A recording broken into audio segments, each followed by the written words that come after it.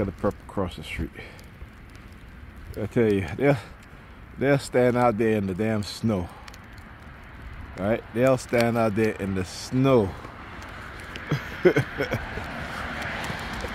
Alright, waiting for me to come out my apartment building.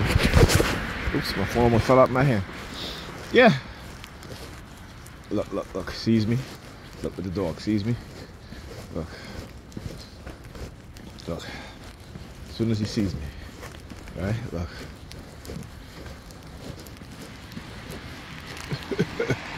Oh, now you gonna walk away now? Huh? Huh? Or you gonna try to mask it? Mm-hmm. Yeah, okay.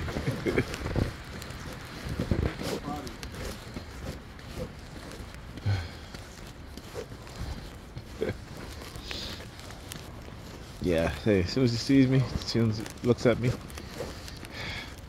starts petting his dog, or whatever the heck he was doing. They always got to do some type of action, because they think that they conditioned me to interpret their action into a certain way. Right? That's why they do a lot of stuff that they do. Right? They think that they know they've conditioned me to think a certain way. Right? That's why it's important to analyze your mind, what your mind is telling you. Right? To get to the heart of the programming. And once you're able to do that, you can counter what it is that they're doing.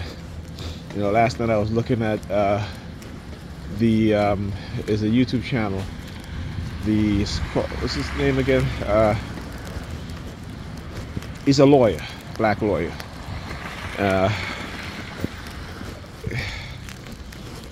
forgot the name of his channel. But you know, he's a lawyer that speaks on racism, and he was talking about how white people are trying to bring us back to the pre-civil rights days, you know, particularly the white conservatives.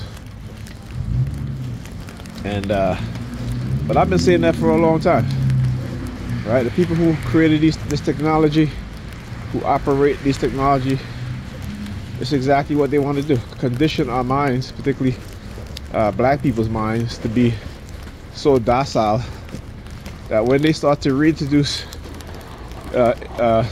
segregation and finally slavery,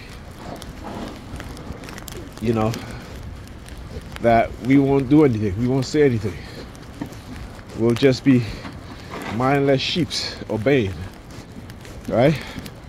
So, like I said, when I see, you know, like I said, when I see black people participate in this, I just have to shake my head, you know, because they really don't know what they've gotten themselves into. And the churches are a big part of how they introduce these sort of criminal activities, right? That's why you see a lot of them talking about, you know, we don't follow man's law, we follow God's law. Well, dummy, God's law is man's law. Okay? Man created those things. Man created God. God didn't create man. Right? Man created the Bible. It took them over 700 and something years to craft the Bible to craft a Bible. And it isn't even the Bible that you're reading today. That's the shit. You know what I'm saying? It ain't even the Bible you're reading today.